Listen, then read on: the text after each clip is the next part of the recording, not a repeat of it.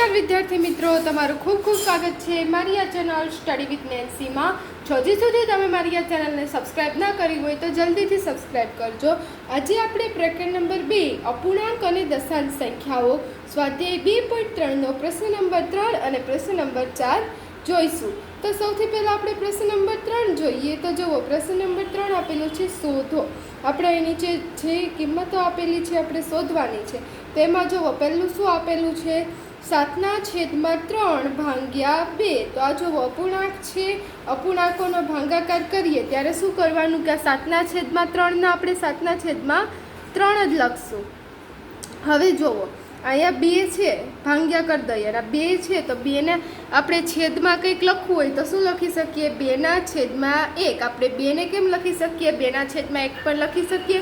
તો એવી રીતે આપણે લખી લેવાનું. 2 છેદમાં કાંઈ ન હોય તો આપણે છેદમાં શું લખવાનું? 1 લખવાનું.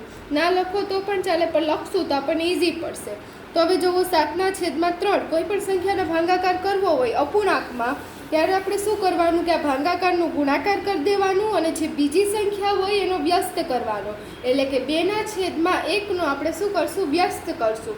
એનો 2/1નું વ્યસ્ત શું થાય? 1/2. વ્યસ્ત એટલે જે સંખ્યા અંશમાં હોય એ છેદમાં આવે અને છેદમાં હોય તે અંશમાં જાય. એટલે 2 ઉપર હતા એ નીચે આવ્યા અને 1 નીચે હતા એ ઉપર થઈ ગયા. તો શું આવ્યું? 1/2.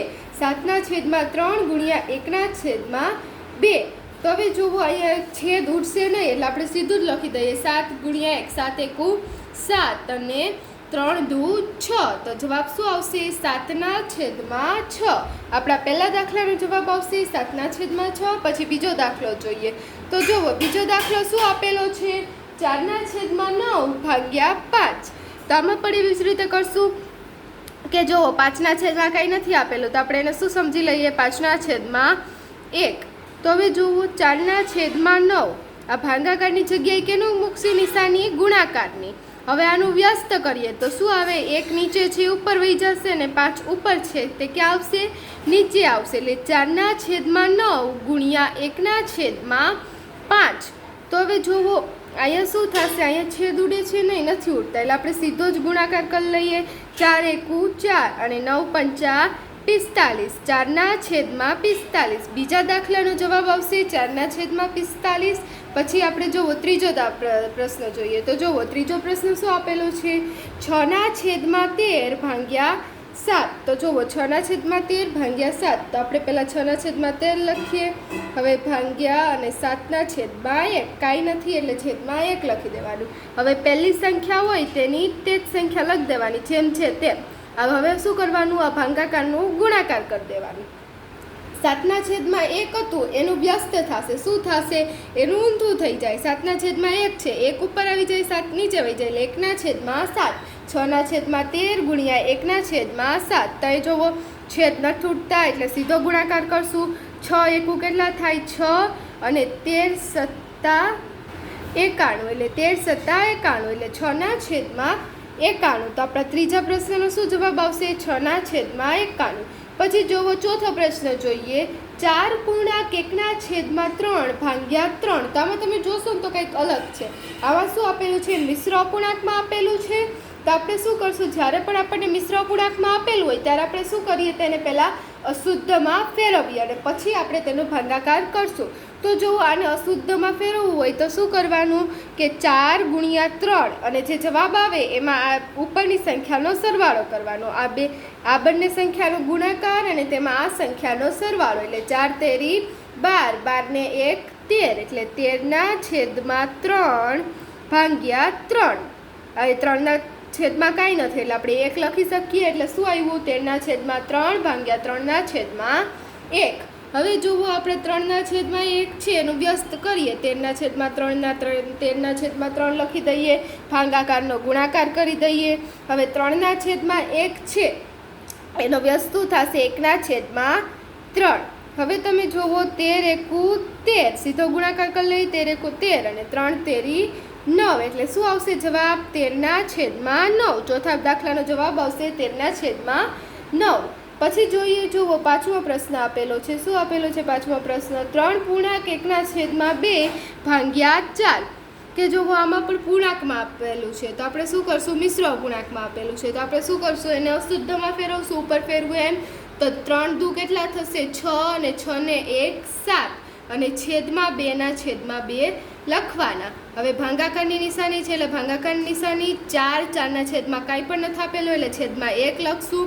7ના છેદમાં 2 ભાગ્યા 4ના છેદમાં 1. તો હવે શું કરીએ, 7ના છેદમાં 2 ના 7ના છેદમાં 2 લખી દઈએ. અને હવે જો ભાગાકારની નિશાની છે ત્યાં ગુણાકારની નિશાની કરી લઈએ.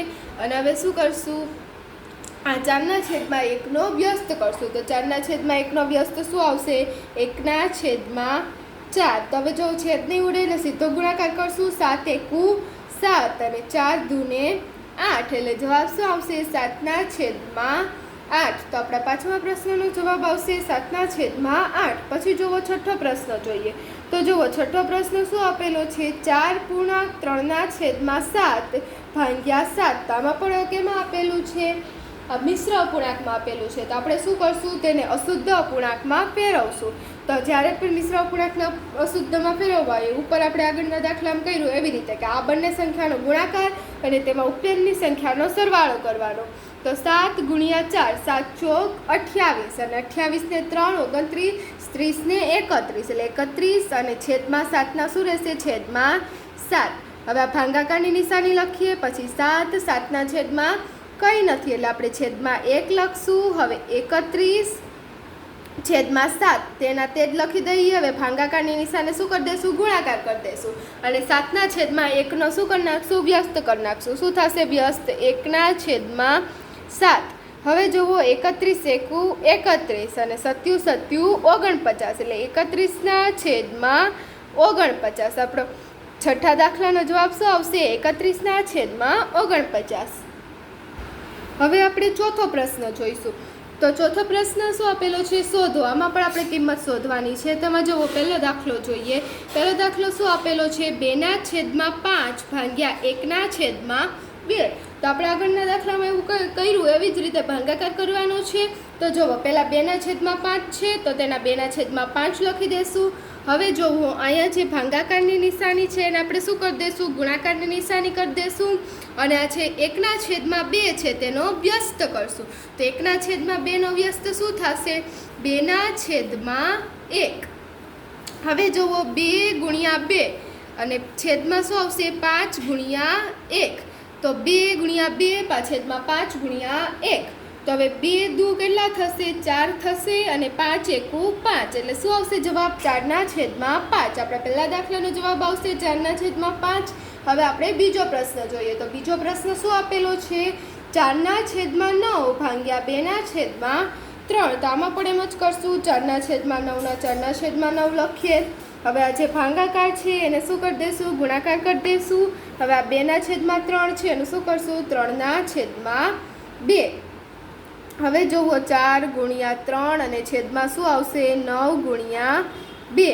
હવે જુઓ આના છેદ ઉડશે, કેટલા થાય, 2 દુ 4 થાય એટલે 4 કટ થઈ જશે અને 3 તેરી 9 થાય એટલે 9 કટ થઈ જશે. અને હવે જુઓ અહીંયા 2 અને અહીંયા 2 કટ થશે, અહીંયા 3 ને અહીંયા 3 કટ થશે. તો વધ્યું શું, ઉપર 2 વધ્યા અને નીચે 3 વધ્યા. તો આપણે જવાબ શું આવશે, 2ના છેદમાં 3. તો આપણા બીજા દાખલાનો જવાબ આવશે 2ના છેદમાં 3. હવે જોવો ત્રીજો દાખલો જોઈએ. ત્રીજો દાખલો જોવો શું આપેલો છે, 3ના છેદમાં 7 ભાગ્યા 8ના છેદમાં 7. તો આમાં પણ આપણે આગળના પ્રશ્નમાં કરતા હતા એવી જ રીતે 3ના છેદમાં 7નું 3ના છેદમાં 7. હવે આ ભાગાકારનું શું કરી દઈશું, ગુણાકાર કરી દઈશું. હવે આ 8ના છેદમાં 7 છે એનું શું થઈ જશે, 7ના છેદમાં 8. હવે કરીએ 3 ગુણ્યા 7 છેદમાં 7 ગુણ્યા 8. તો હવે તમે જોશો કે અહીંયા 7 અને અહીંયા 7 શું થઈ જશે, કટ થઈ જશે એટલે વધ્યું શું, 3ના છેદમાં 8. તો આપણા દાખલાનો જવાબ શું આવશે, 3ના છેદમાં 8. આપણા ત્રીજા દાખલાનો જવાબ આવશે 3ના છેદમાં 8. હવે જુઓ ચોથો પ્રશ્ન જોઈએ. ચોથો પ્રશ્ન શું આપેલો છે, 2 પૂર્ણાંક 1ના છેદમાં 3 ભાગ્યા 3ના છેદમાં 5. તો આપણે અહીંયા કેવું આપેલું છે, મિશ્ર અપૂર્ણાંક આપેલું છે. તો જ્યારે મિશ્ર અપૂર્ણાંક હોય ત્યારે આપણે એનું શું કરીએ છીએ, અશુદ્ધ અપૂર્ણાંકમાં ફેરવીએ છીએ. તો મિશ્ર અપૂર્ણાંકને અશુદ્ધ અપૂર્ણાંકમાં ફેરવવું હોય તો શું કરવાનું, આ બંનેનો ગુણાકાર કરવાનો અને એમાંનો સરવાળો કરવાનો. એટલે 3 દુ 6 અને 6 ને 1 7 એટલે 7 લખશું અને છેદમાં 3 છેદમાં 3. હવે ભાંગાની નિશાની છે, ભાંગ્યાની નિશાની રાખશું. હવે 3 છેદમાં 5 3 છેદમાં 5. હવે શું કરશું? 7 છેદમાં 3. હવે આ ભાંગાકારનું શું કરી દેશું? ગુણાકાર કરી દેશું અને જે 3 છેદમાં 5 હતા એનું વ્યસ્ત થશે એટલે શું આવશે? 5 છેદમાં 3. હવે જુઓ આમાં છેદ ઉડતા નથી તો આપણે શું કરશું? સીધો ગુણાકાર કરશું. તો 7 પંચા કેટલા થશે? 7 પંચા 35 અને 3 તેરી 9 એટલે 35 છેદમાં 9. આપણા ચોથા દાખલાનો શું જવાબ આવશે? 35 છેદમાં 9. હવે પછી આપણે પાંચમો પ્રશ્ન જોઈએ. તો જુઓ પાંચમો પ્રશ્ન શું આપેલો છે કે 3 પૂર્ણાંક 1 છેદમાં 2 ભાગ્યા 8 છેદમાં 3. તો જુઓ આમાં શું છે? આમાં પણ મિશ્ર અપૂર્ણાંકમાં આપેલું છે. અશુદ્ધ અપૂર્ણાંકમાં ફેરવશું તો 3 દુ ને 6 6 ને 1 7 અને છેદમાં 2 છેદમાં 2. હવે ભાંગાકારની નિશાની લગાડશું. 8 છેદમાં 3. હવે શું કરશું? 7 છેદમાં 2.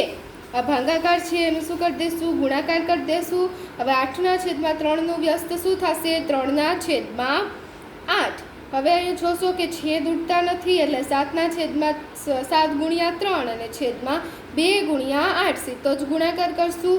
હવે 7 તેરી 21 અને 8 દુ 16. તો શું આવશે આપણો જવાબ? 21 છેદમાં 16. પાંચમા પ્રશ્નનો જવાબ આવશે 21 છેદમાં 16.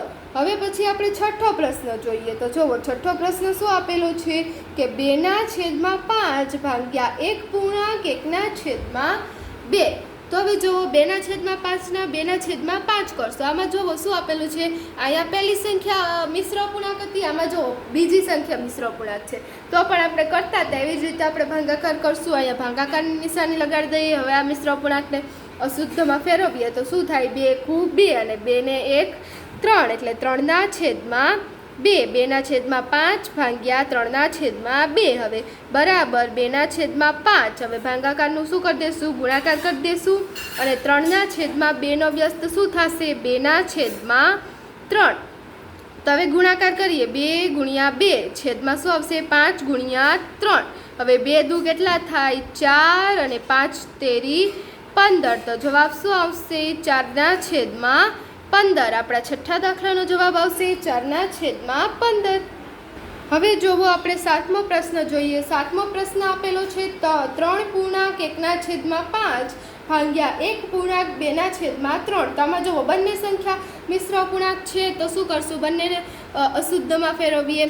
તો 5 તેરી 15 અને 15 ને 1 16. તો 16 લખશું અને છેદમાં 5 છેદમાં 5. હવે ભાગ્યા 3 1 3 અને 3 ને 2 કેટલા થશે? 5 એટલે 5 છેદમાં 3. 16 છેદમાં 5 ભાગ્યા 5 છેદમાં 3. હવે બરાબર 16 છેદમાં 5. હવે આ ભાંગાકારનું શું કરી દેશું? ગુણાકાર કરી દેશું અને હવે આ 5 છેદમાં 3ને ફેરવીએ તો શું થઈ જાય? વ્યસ્ત કરીએ તો 3 છેદમાં 5. હવે જુઓ છેદ ઉડશે નહીં એટલે 16 ગુણ્યા 3 અને છેદમાં 5 ગુણ્યા 5. હવે 16 તેરી કેટલા થશે? 48 અને 25 25 એટલે જવાબ શું આવશે? 48 છેદમાં 25. આપણા સાતમા દાખલાનો જવાબ આવશે 48 છેદમાં 25. હવે આઠમો પ્રશ્ન જોઈએ. શું આપેલો છે? 2 પૂર્ણાંક 1 છેદમાં 5 ભાગ્યા 1 પૂર્ણાંક 1 છેદમાં 5. તો આમાં પણ બે મિશ્ર અપૂર્ણાંક છે. આપણે એને શુદ્ધમાં ફેરવશું. 5 દુ 10 10 ને 1 11 11 છેદમાં 5. હવે આ ભાંગાકારના ભાંગાકાર 5 એકુ 5 અને 5 ને 1 6. હવે 6 છેદમાં 5 11 છેદમાં 5 ભાગ્યા 6 છેદમાં 5 બરાબર. હવે 11 છેદમાં 5 11 છેદમાં 5 લખશું. હવે આ ભાંગાકારનું શું કરી દઈશું? ગુણાકાર કરી દઈશું અને આનો વ્યસ્ત કરી દઈશું. એટલે 6 છેદમાં 5નો વ્યસ્ત શું થશે? 5 છેદમાં 6. હવે તમે જોશો કે આ 5 ને આ 5 કટ થઈ જશે તો વધ્યું શું? 11 છેદમાં 6. તો આપણો જવાબ આવશે આઠમા દાખલાનો જવાબ શું આવશે? 11 છેદમાં 6. તો અહીં આપણો પ્રશ્ન નંબર 3 અને પ્રશ્ન નંબર 4 પૂર્ણ થાય છે. જો તમને વિડીયો પસંદ આવ્યો હોય તો લાઈક શેર સબસ્ક્રાઈબ કરજો. Thanks for watching.